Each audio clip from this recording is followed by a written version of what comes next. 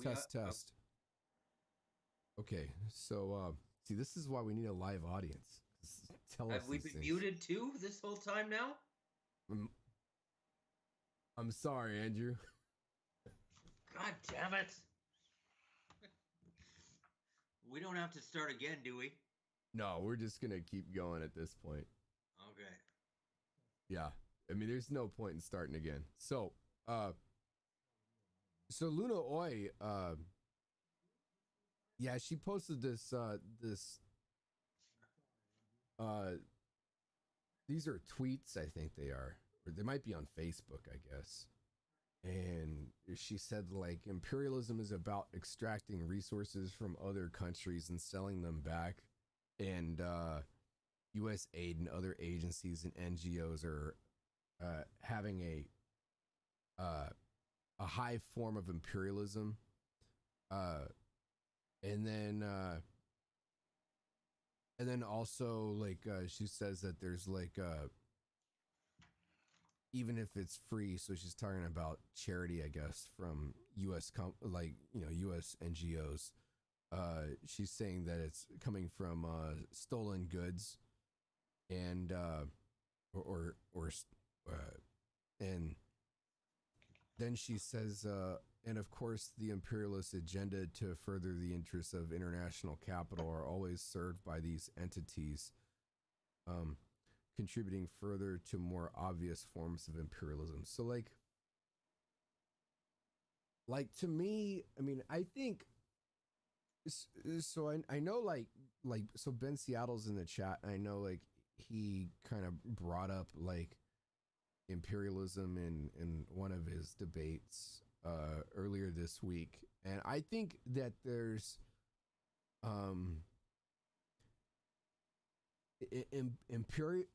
the word imperialism has come to have multiple meanings.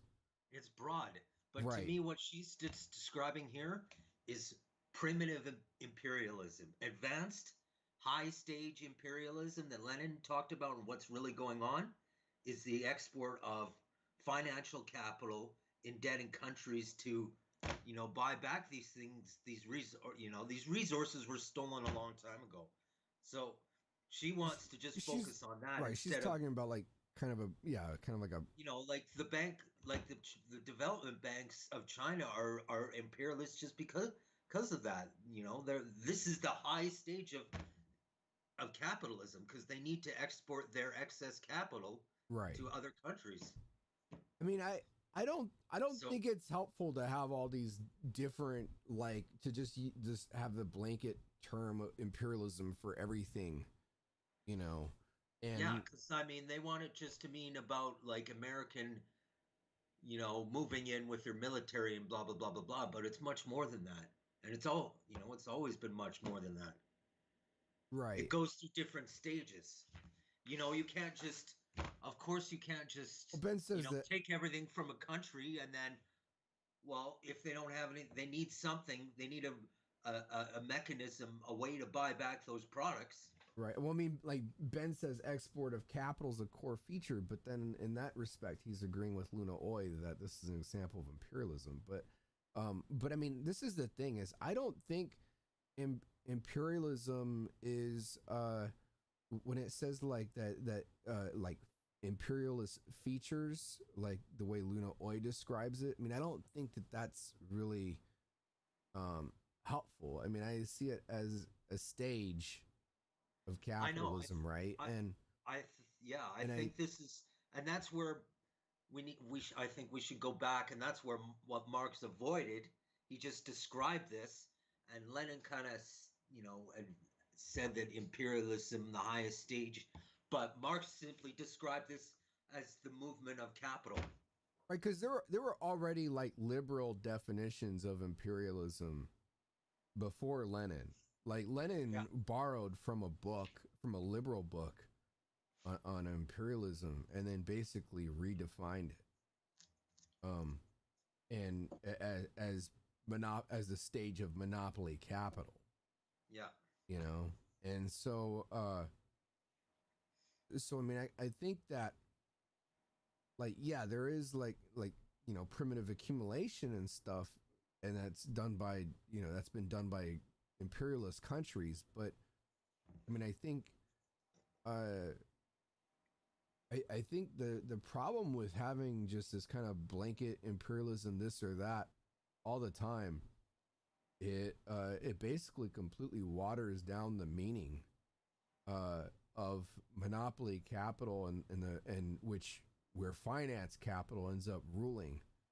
Well, that's what I mean. That people try and separate. And they say, "Well, just end the wars." I'm like, it that's going to take away from what capitalism, the mode of capitalism, is doing, and why it requires constant growth and moving it to other countries and stuff. It's I mean, it's expansive in its definition, and then people try and say it's just stop wars and imperialism and stuff. I mean, that's not going to stop what's happening with capitalism. So I think I think you're right there. I think it's turned into this boogie word that can be separated from Yeah.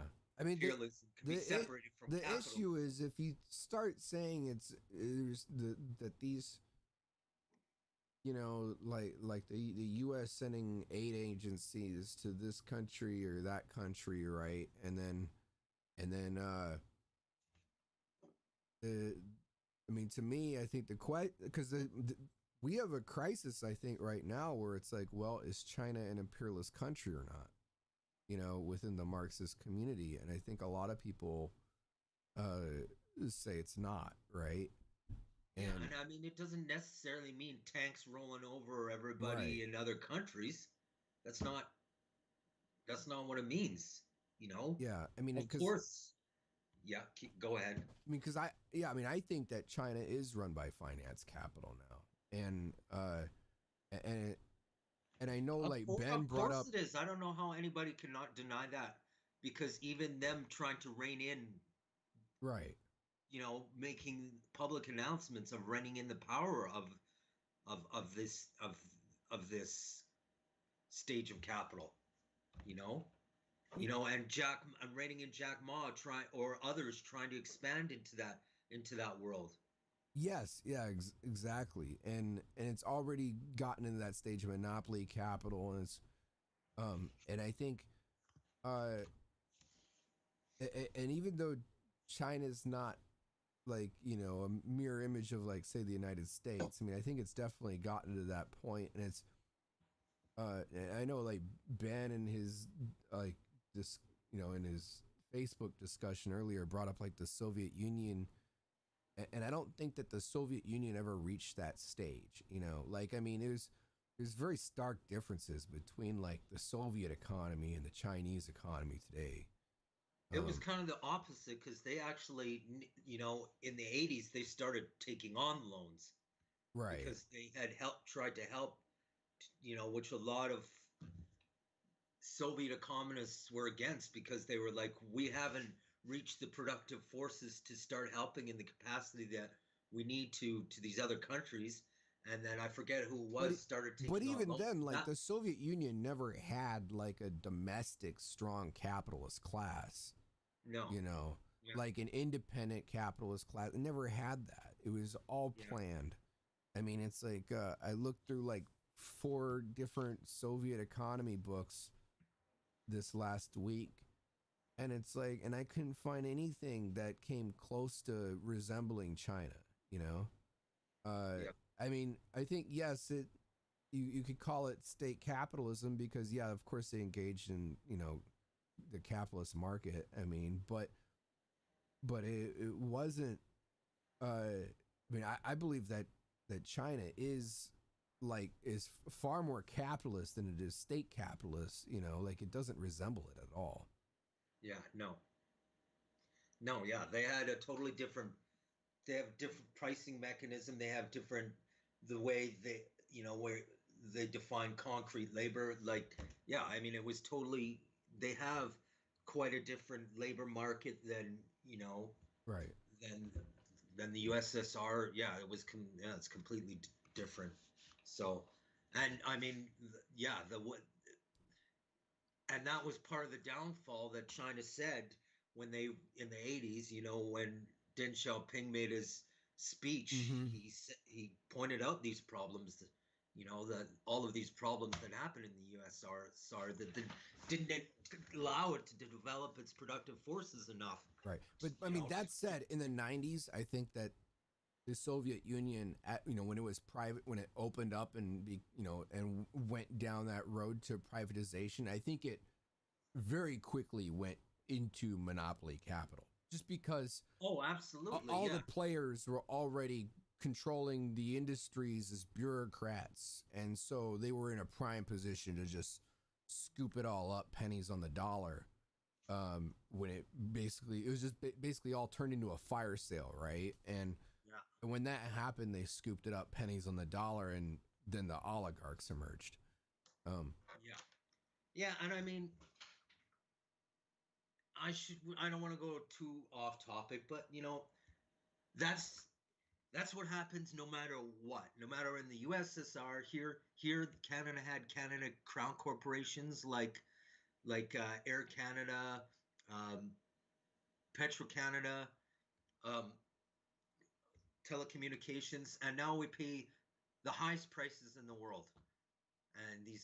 And like people who already had large pockets, privatization of these, big public state-owned things don't ever benefit the, like the people. I mean, because they already have a monopoly after that. I mean, it's well, it's yeah. it's ridiculous. Well, Anyways, Ben says, how do people describe the Soviet Union descriptions and articles that people read to understand world events? I mean, the uh, the the Soviet Union, in my opinion, it functioned far more like a labor union. You know, yeah, and and a labor union in some ways is similar to a labor agency, and I'm sure it could quickly make that transition. I mean, if you look at like my union, for example, the Carpenters union, there's definitely a push to turn it into like a labor agency. yeah. But and all it takes is the bureaucrats fucking flipping the script on everybody.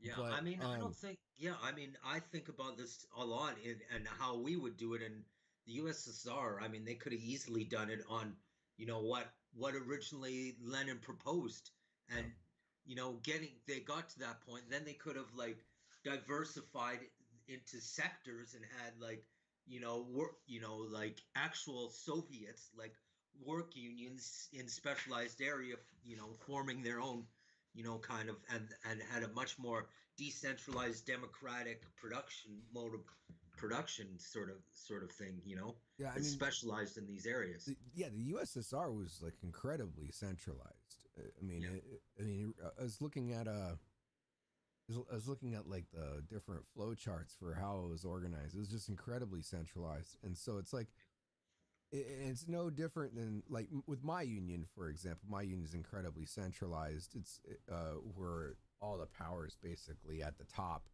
and yeah, so so if the top sells out and then starts, I mean, they could basically turn the whole union into a corporation. yeah. What are you gonna do there? Right. And now, especially now, we have the technology, the information sharing to have, wide decentralized but yet connected structures, to relate information into the economy, into what kind of production we need and stuff like that. So, but anyways, that's starting to get a little more off topic here. But Right. yeah, so back to this form of imperialism. I Yeah. mean, do you have anything else you want to say? I mean, I do And think Ben she says, kind of yeah, Ben is. talks about the Afghanistan. I mean, it kind of let's lead. This is kind of leading into Afghanistan Yeah, too. He says you tell him that children are being bombed by a labor union. Basically, yeah, the labor unions are more than capable of doing some dirt. And I think if they controlled a whole freaking country, like, I mean, if you look at the kind of corruption that goes on in the labor unions, they whack people, Ben.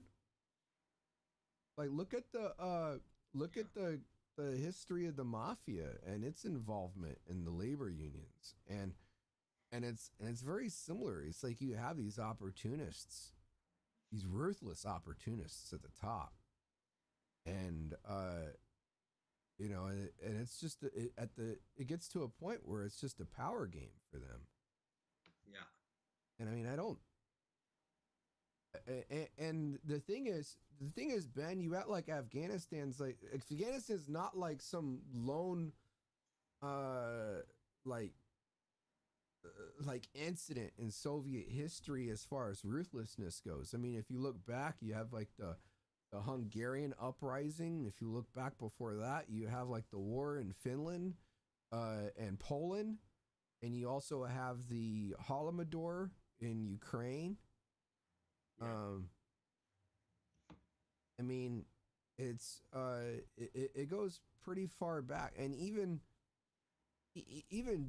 shortly after the revolution in the Soviet Union, you had the complete crushing of a lot of peasant rebellions, including the attempted invasion of, like, say, Estonia. I mean, yeah, I don't. And then you also have Stalin's push into, what was it? I think it was Manchuria? I think was it Manchuria? Inner Mongolia, I think. It It was rings Inner a bell. Mongolia, but I didn't think that was Stalin, but I'm maybe. I'm pretty sure it was. I mean, the thing is, the Soviet Union. I mean, when I tell people about like our trade union, I mean, I was talking to one guy earlier about our trade union, and I said, it's kind of like the Soviet Union in microcosm. You have these like ruthless little tyrants at the top, and and the way things are structurally controlled, how everything's like, they have their own planning commission basically within the labor unions, their own planning committees, and then those planning committees are answerable to another planning committee that's above them. It's answerable to another planning committee that's above them, and then it goes up to like one person at the top or a handful of people, and it's very similar. Now I don't think but I don't think that is monopoly capital. I mean, yeah, this kind of pyramid of committees. Yeah, but everything's split along class lines. The Soviet Union was too.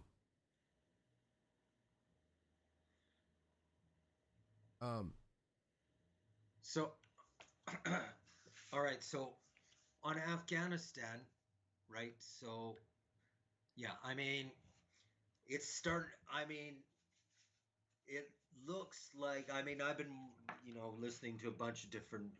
I do a lot. I mean, I wake up and listen to Al Jazeera and other networks and stuff, but which I think is important to, even though mainstream is, I think Al Jazeera is a little bit better, but I mean, do you think?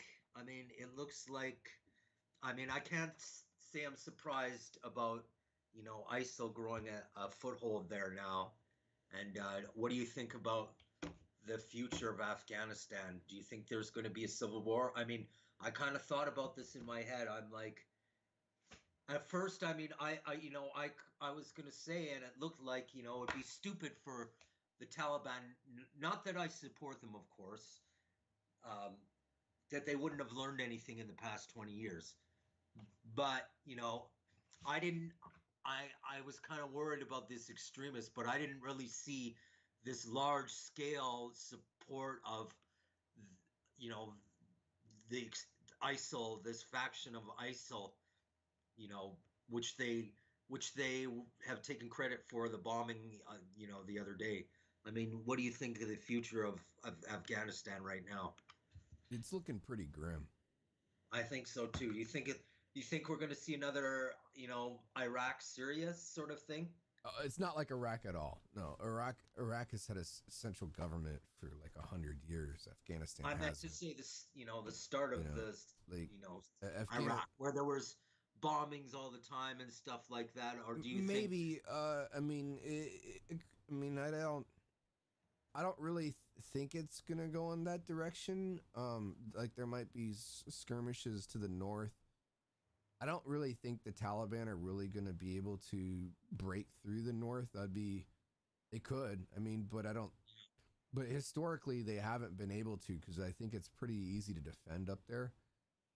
So the Northern Alliance, which was before the United States invaded, was able to hold off the northern area for a long time because it's just the mountainous region and stuff. And so they'd basically be using the same tactics that the Taliban used against the United States against the Taliban. And so it's going to create kind of a no man's land.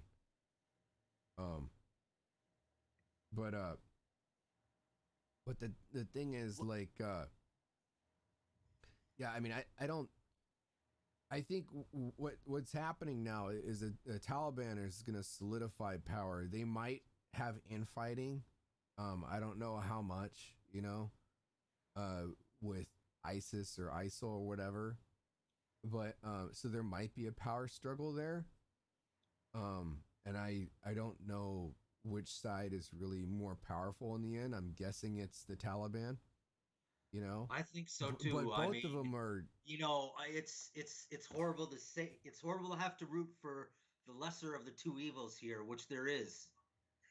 I mean, But it's two shitty choices for but Afghanis. yeah, either way, the Afghans are gonna lose. I don't think the United States wants to go back unless it's gonna be with a drone strike. Uh, you know, I really don't. I mean, I think that it's like those U.S. troops that got blown up. I mean, there's other points in like recent history where that would have meant some kind of troop surge or something like that, right? Yeah. And instead, it was oh well, they're helping the evacuation. So I mean, that tells me that the United States is pretty dead set on leaving. Uh, on leaving Afghanistan, and you know, and I don't think that the Taliban are really going to be able to leave Afghanistan as I mean, they're not.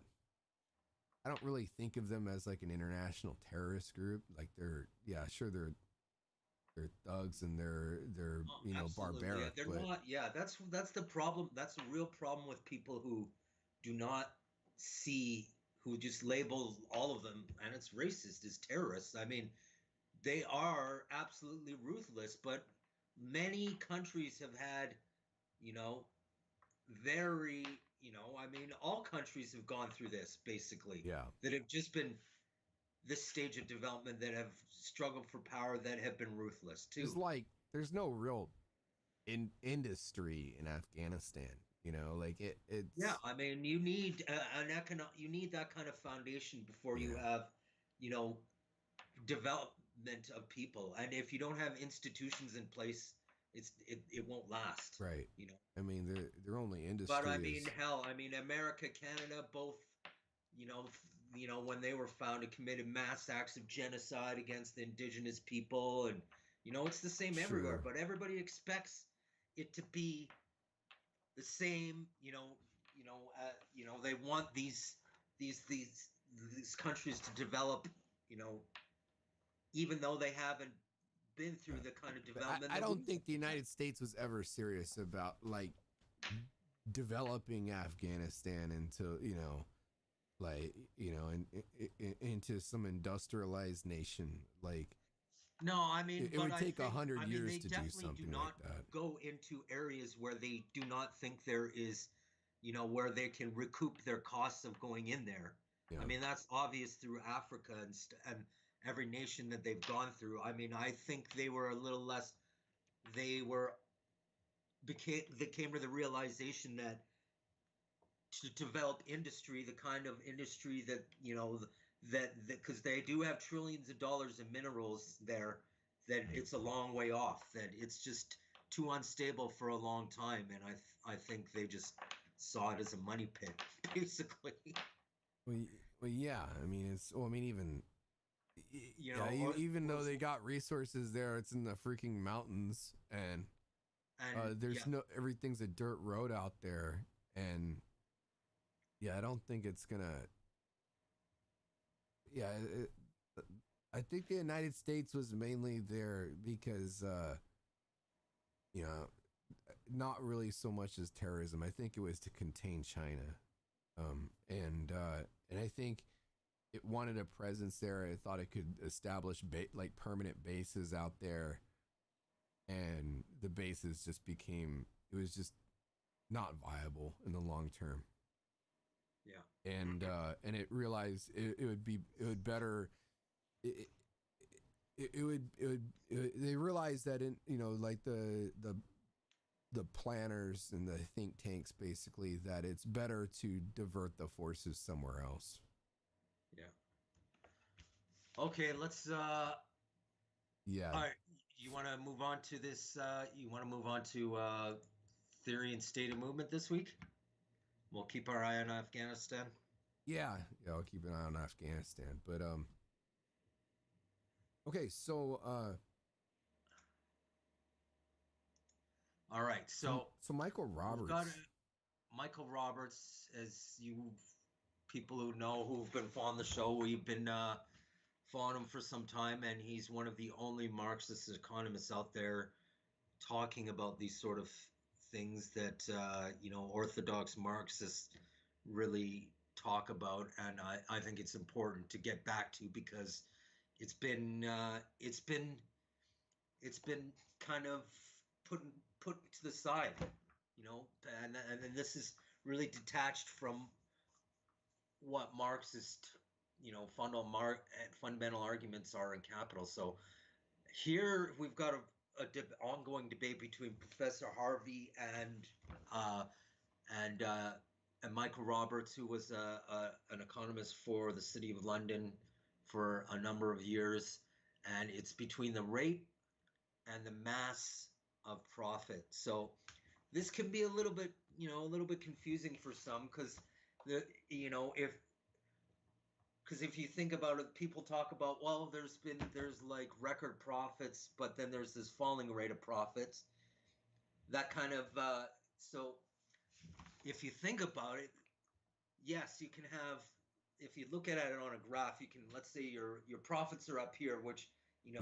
can come from here or here, but then here's the line of profit, and it's slowly leveling off, meaning that it's not expanding. So yes, you can have record profits, but you can also have a declining rate of profit, It which just is means it's harder to make profit. That's all it means. yeah. I mean, it's a big discussion. I mean, it's a You big you thing to throw think more about. And I workers, mean, you throw more robots at it, you can and make more.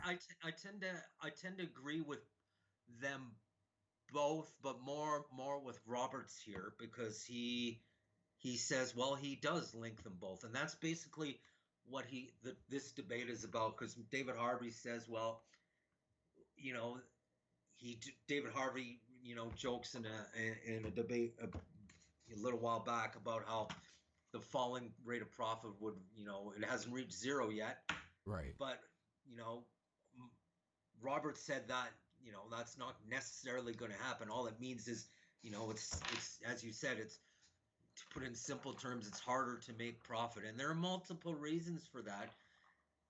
And there are counter tendencies, which Marx talked about, which Harvey talks about, which you know Roberts obviously talks about, and there are so I mean, this is a good I think a good Roberts makes better arguments than Harvey does based on this article. yeah. Um, Yeah, I definitely like them both, and I mean, they obviously, and this is actually a good example of what needs to happen, because they both, they're both, they have different opinions, but Harvey sent him a copy of his debate before he published it, so you know, you know, so Roberts could reply, and this is what I consider like true open, open academic. Instead of attacking, giving your information to somebody, and then you can build a debate, a proper debate, going back and forth, so you have time to think about it. and really explore the issue, as opposed to just these knee-jerk reactions all over the place. So, anyways, Yeah. Well, I he mean, goes on. Jack Okay, go ahead. Rasmus is also in on this debate too. Um, he's Yeah, in I the. talked to. Yeah, okay. Oh, yeah. Did you mention? Maybe you did mention him.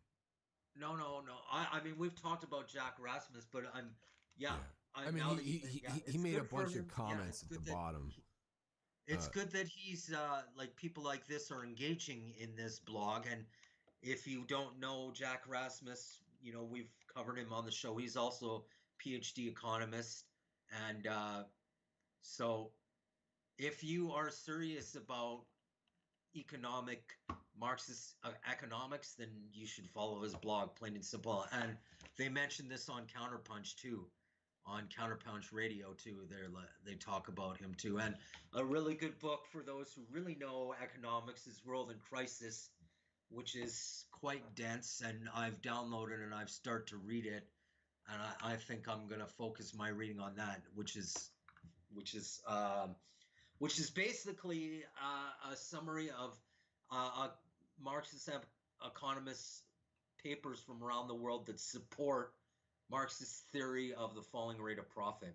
And it's pretty dense, and it's not for the beginner.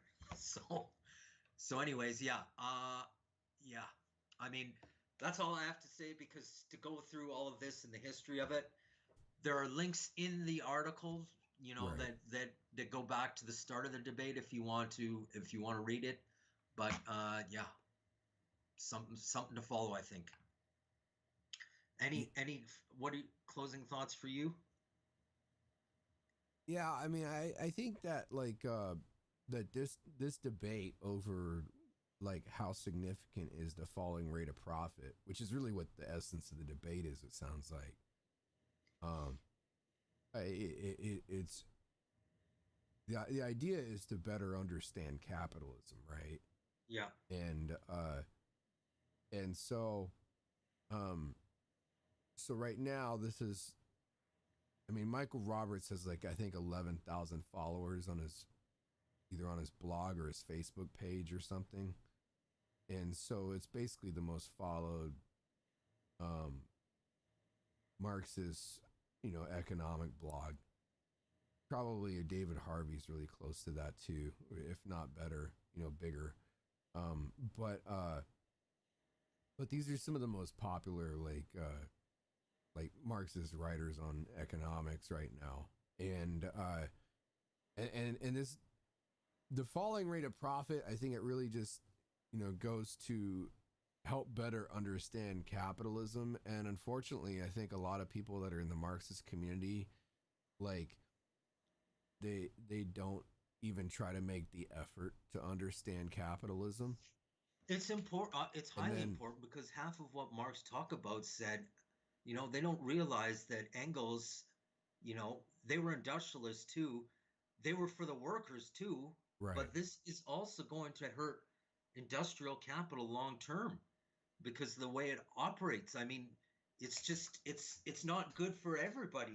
I think this goes back to like you could tie it back into the Soviet Union, right? And Yeah, um and like Ben said, which imperialism is worse? I don't consider the Soviet Union imperialism.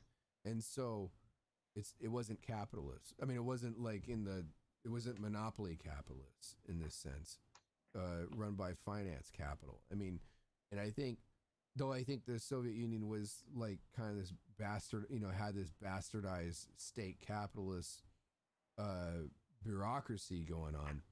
And one thing about the Soviet Union is they had a lot of people that were concerned with understanding capitalism, and Stalin basically shut them down, either had them killed or silenced. yeah, and And this is a bit. This has been a huge. That was absolutely huge, and that was the difference between Stalin and people like Lenin and Rosa right. Luxemburg and Marx, who were highly educated in many areas, and Stalin was a street thug. Yeah, well, I mean, and he wasn't interested because he had his 5-year plans and shit, right? And he had his vision of how he wanted to run the country, and he didn't want a bunch of nerds telling him that he was doing it wrong. Yeah. And I mean, basically, And that set the path on it ruined. I mean, it ruined a lot of things that could have happened in that in the Soviet Union. um, I mean, I think, yeah, I mean, I think like the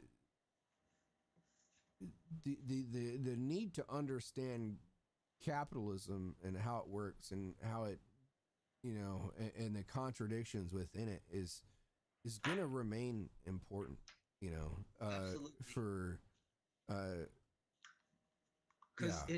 it leads to the question, well, how are you going to keep how are you going to create a society with the productive forces? Where it's different. If you want to move away from capitalism, how are you going to set up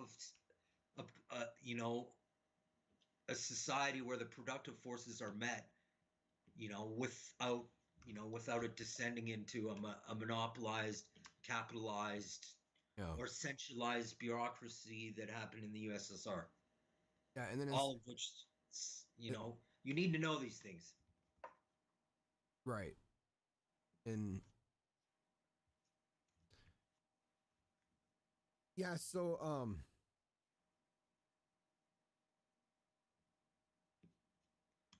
let's move on. I'll give my summary to the Carpenters. Okay, yeah.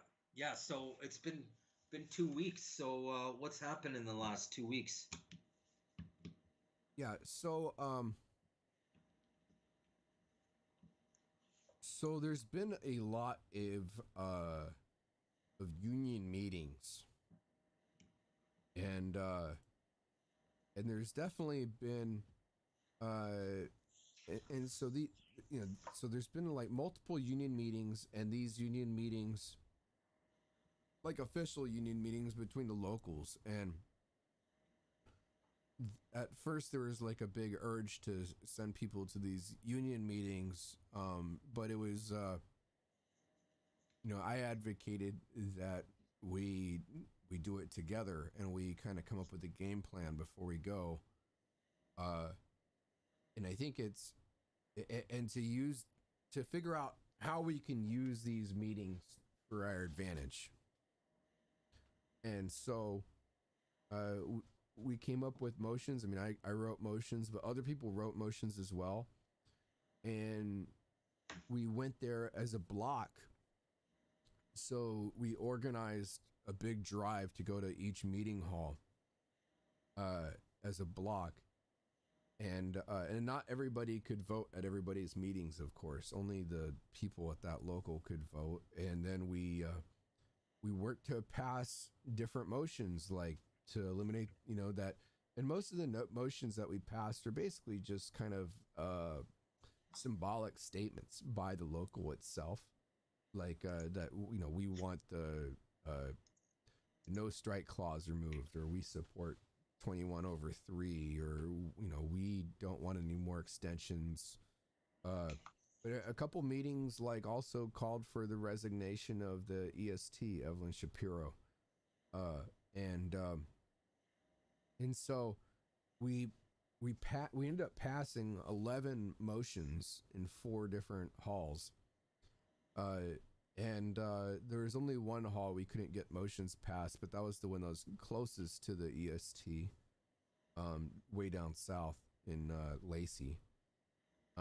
But in like the biggest, we basically swamped the largest local in the regional council, the third largest local, and then also like I think local 70 is like maybe 4 or 5. It's pretty big local as well. It has over 2,000 members. And so we got motions passed in all those, and the bureaucrats were kind of having a lot of difficulty. They were almost powerless to oppose what we were pushing through. They just didn't have the numbers that we had. I mean, and it was kind of a numbers game. And yeah, sure, they like use some, Robert's Rules of Order kind of stuff to try to cut the meetings short and that kind of thing. And this had, they had more or less success with that. But the bottom line is they couldn't deal with the numbers, and a lot of the people from our group were completely inexperienced with union meetings, with going through Robert's Rules of Order and parliamentary procedure and all that crap. And so we got these motions passed, and it was a big morale victory for everybody, which I think is really important. And then it also helped to expose the bureaucrats and just where they were, because they opposed everything that we really tried to push. And then we had stuff like we wanted it on the website, we wanted letters sent out, and then they opposed that. They didn't want it on the website. So like then people started asking, why isn't it on the website right away? Why aren't these letters being sent? Because they would drag their feet on it, and it just exposed them more. And then one of them had the nerve to publicly attack me and try to reveal some personal records of mine, and so that further revealed what was going on with them. And so I think that the push in the locals was kind of a good success. So when's the next vote? Well, it should be probably Monday, I'm guessing. We're going to have the next tentative agreement. But we did pass our leadership committee for the Peter McGuire group. It passed a number it passed a platform. So we nailed out a platform over 2 meetings.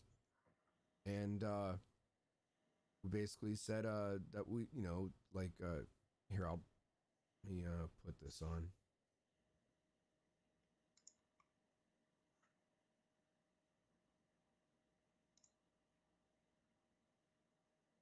But it says we want strong wages and benefits, and we want a leadership that's politically and financially held accountable to working carpenters. We want transparency and no more secret bargaining, and we want the right to strike by simple majority. And we want workers organizing, so we want bottom-up organizing. And leadership must reflect the membership. So we don't want anybody making over foreman skill, to be in an office or a paid position. We want everyone to go to the union meetings. We want labor history education. And then we also believe our class interests as workers are opposed to the class interests of the business owners. And then 10, we want all retaliation or harassment within the union against dissent to end. And we support the rights and dignity of all workers, free from discrimination and harassment, and based on gender and sex and sexual orientation, etc. And we want other working carpenters organizations to affiliate with us and adopt our platform. We want to organize the organized and the unorganized. Like, pretty reasonable demands, I think.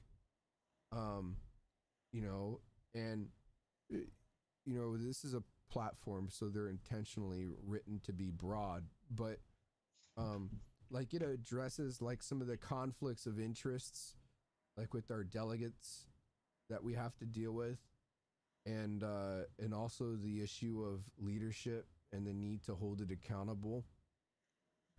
And going back to Soviet Union, they didn't have that. There's no leadership that was accountable. There's no transparency. No. There's no freedom of speech or press. They didn't have. They weren't focused on bottom up organizing all over the world. The war in Afghanistan is a perfect example of top down approach. Of sending in an army to flip the country. And they actually had that debate, I think, with Lenin. And I forgot which country they were talking about, but I'm pretty sure Lenin, like that debate is of whether to send in an army to make another country socialist or whatever is a totally, what was an actual debate within the Soviet Union. And then also this idea of no harassment or retaliation against dissent, like yeah, Soviet Union didn't have nothing like that. They were totally about harassing and fucking punishing anybody that was dissenting. Like, so in a lot of ways it is very like it is kind of a microcosm, and I think having that accountability, that by the workers, that that self-organization is really necessary to move forward. And I think I think my ass is probably going to get 86th. I mean, I'm probably going to get expelled at some point. I'm not sure when, but my goal right now is to ensure that the organization that I'm trying to build, the Peter McGuire group, is going to be healthy, is going to have like a leadership team, and that they're going to be able to carry on with or without me, and I think that's really, really critical for actually making like the changes that the workers want to see in the union. Whether they're going to actually be able to take over the whole union or not is, I don't know, but I think if they can build an actual organization, I don't think it's going to matter too much, Yeah. If the organization's strong enough, I really don't think it'll matter if the bureaucracy's completely locked them out of the union or not. Yeah. Okay. Yeah. All right. So is that that's your final thoughts for this week for the for your report? Yeah. Yeah. And if you missed it earlier, like, because our mics are muted, we like twice we acknowledged that Louis Proyect passed on. And, yeah. So here's the third time, just because Yeah, that was totally my bad.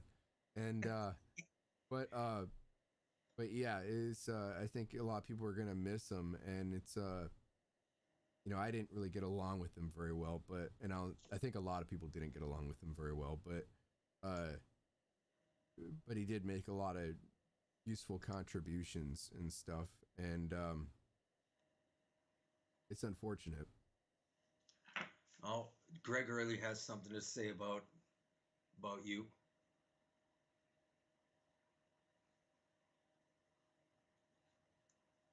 You want to respond to that and Ben's final comment before we sign off? Yeah, Ben says he thinks that 7 is weak. I don't think it's that weak. I that everybody go to meetings. No, I don't think so. It's how are you gonna let's say you want to push something at the meeting and nobody goes. You need numbers, you need troops. And the thing is, that we want everyone to go to meetings. The whole leadership committee supported that, and and a lot of them don't go to meetings. Like, a lot of them don't go to meetings, and they supported that. They think it's important, because here's the thing: like, membership hasn't participated really in like strongly participated in years and years, and the leadership has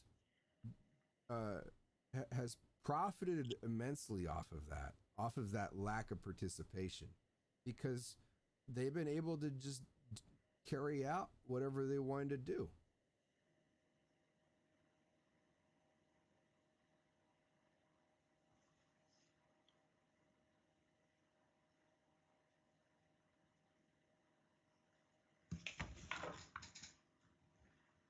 Yeah, I agree, Greg.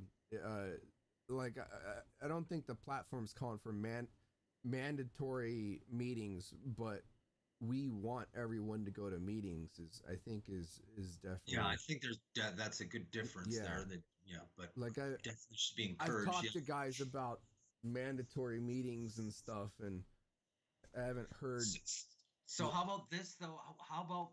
How about making more like because people are busy? How about making more like setting up an easy interface that people can click on where it sets up like some sort of like Zoom meeting automatically for people who want to tune into these meetings or have an online sort of meeting that's broadcasted for union members at the live meetings or a combination of the We both. can't What do get you guys think live of that? meeting. We can't get in, What? or we can't have any Zoom meetings because the bylaws prohibit it. The, okay. They have to be in person meetings. Um, yeah, like they had like an exception, I think, with the coronavirus, but that goes all the way up to the uh, to the to the international actually. So Yeah. yeah, we're not able to. Uh, Unfortunately, we're not able to decide that we want to have Zoom meetings or whatever. And the participation was actually lower when they did have the Zoom meetings. So that's another argument, but I don't think that that was the real reason. I think the real issue is that the bylaws basically prohibit it. I think that's something Yeah, maybe but the should be bylaws, changed. those bylaws Yeah, only agree. get changed at national level, Ben. Yeah, I mean that's hard, but I definitely think that's something that should be discussed. I mean, it would, it's. I mean, it's hard, especially if you've got a big union and people coming from all over, like the Yeah. city or parts of the state. Well, the You Peter know, McGuire group is going to have its. We already have our own meetings, so like separate from the union meetings. But regardless, we if we want to do something where we push something at the union meetings, we want people to go. We want troops to be able to push stuff through. We need at least. You really need at least like 50 people, dedicated people to show up to be able to swamp out a meeting. Because you're going to have at least 30 in opposition at all times.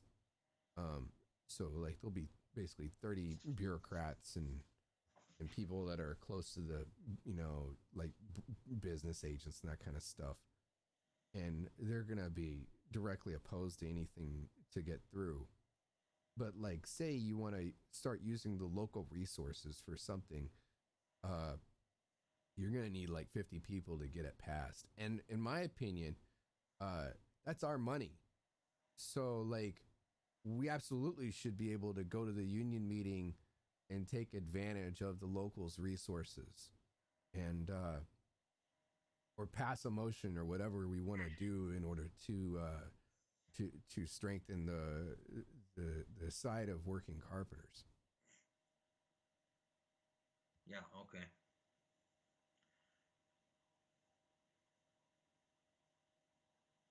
Yeah. So yeah, exactly, Greg. Yeah, it's a that's a really tough hill to climb. I'm not saying it's impossible, but we're probably not going to be looking at that one for a long time. Uh, and then yeah, and I'm glad you said that about point seven, Greg, because most carpenters in our group, Peter McGuire group, they think it's a good idea to encourage people to go to meetings. We all realize we need numbers. This is a numbers game at times, and we need people to we need bodies basically, right? To be out there.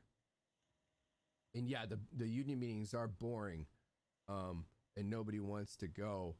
Uh, but also the union meetings don't normally have an opposition there. It's and and usually the people that say hey go to union meetings are usually the business agents because they know you're just going to be isolated. It's not going to be you can't really cause a major disruption by yourself. Um, Yeah, and that's why a lot of people don't want to go. But if it's, yeah, you're right. If it's worth your time, then I think more people will want to go. All right. So If there's any that's it. questions, Yeah. any questions in the chat?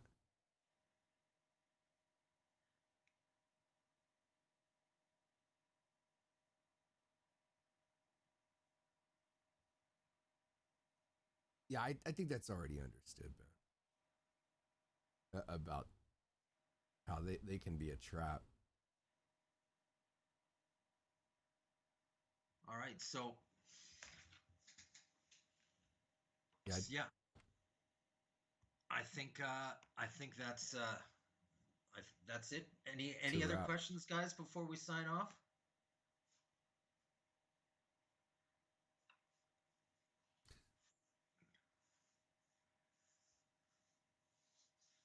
No.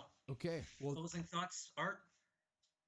yeah, that well, I'm gonna be probably working on a mission statement, and then we'll have another rally tomorrow, and then also we're gonna be so there's the tentative agreement might get released tomorrow, but we're kind of in a like an impasse, and then the other thing is I don't think that the MLK Labor Council has decided to do like a Labor Day rally or march this year.